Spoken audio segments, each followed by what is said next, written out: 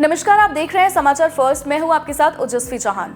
आज मैं आपसे एक सवाल पूछने आई हूं। हाल ही में जो उपचुनाव हिमाचल प्रदेश में हुए, उनके जो रिजल्ट्स आए, क्या उनके बाद ये कहना सही होगा कि हिमाचल प्रदेश में जो निर्दलीय विधायकों ने किया वो उन्होंने अपने पैरों पर एक तरह से कुल्हाड़ी मारी? क्योंकि हिंदुस्तान के इतिहास में ऐसा कभी नहीं हुआ कि निर्दलीय विधायकों ने इस्तीफा दिया हो।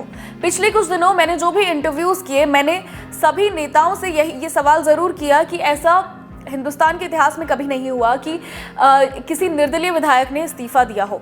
इसका कोई जवाब या कोई लॉजिक आमतौर पर समझ भी नहीं आता है कि ऐसा क्यों हुआ होगा, क्योंकि निर्दलीय विधायक तो किसी को भी अपना सपोर्ट जो है वो एक्सटर्नली भी दे सकते हैं। 40 दिन के अंतराल में विधानसभा की 3 और सीटों पर हुए उपचुनाव के नतीजों में भी कांग्रेस ने भाजपा को झटका दे दिया है। पिछले कुछ महीनों से चली आ रही सियासी उठापटक, जिससे कांग्रेस को जो नुकसान हुआ था उसकी भरपाई अब ऐसा लग रहा है कि हो गई है। यानी पहले कांग्रेस के पास 40 सीटें थीं जो अब दोबारा 40 हो गई हैं। पहले उपचुनाव में कांग्रेस ने 6 में से 4 सीटें जीती और भाजपा के खाते में 2 ही रह गईं। अब दूसरी बार हुए उपचुनाव में कांग्रेस ने 2 सीटें झटक ली हैं और भाजपा को 1 से ही संतोष करना पड़ा। अपनी सरकार को संकट से उबार लाने के इस रणनीतिक कौशल से मुख्यमंत्री सुक्खू का कद प्रदेश के सियासत में और बढ़ गया है। कांग्रेस ने भाजपा के सरकार गिराने के इरादे को भी असफल कर दिया है।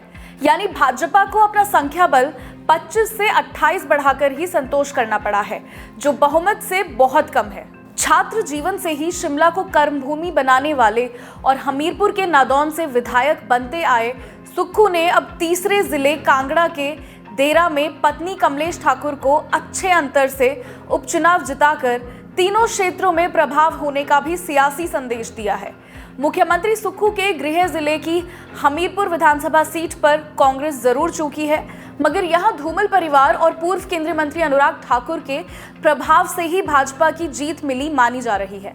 मुख्यमंत्री के गृह जिले की एक और सीट की ये हार देरा और नालागढ़ की जीत को कुछ कसेला भी कर रही है। देरा में 2.5 दशक से कांग्रेस चुनाव हार रही है। आलाकमान ने सीएम की पत्नी को यहां से टिकट दिया तो ये उनके लिए बड़ा इम्तिहान था। इसमें वो सफल हुए।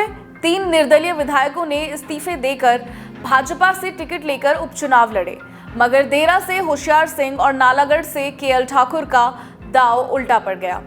इस जीत से कांग्रेस सरकार और मजबूत हो गई है।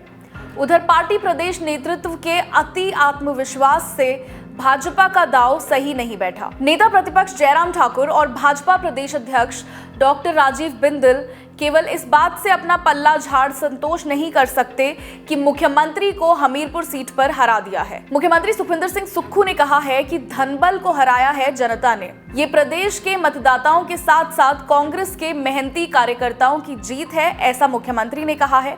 और उन्होंने आगे कहा है कि प्रदेश की जनता ने खरीद फिरोख्त की राजनीति को नकार कर अपना वोट राज्य में राजनीतिक पारदर्शिता को बनाए रखने के लिए दिया है। उन्होंने कहा कि देरा में 25 वर्षों के बाद कांग्रेस प्रत्याशी की जीत हुई है और नालागढ़ में भी कांग्रेस प्रत्याशी बड़े अंतर से जीते हैं।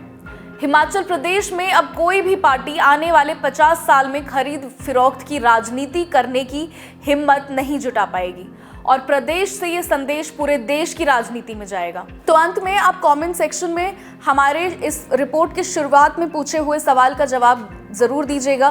क्या ये बाजी निर्दलीय विधायकों पर उल्टी पड़ी है? शुक्रिया। देखते रहिए समाचार फर्स्ट।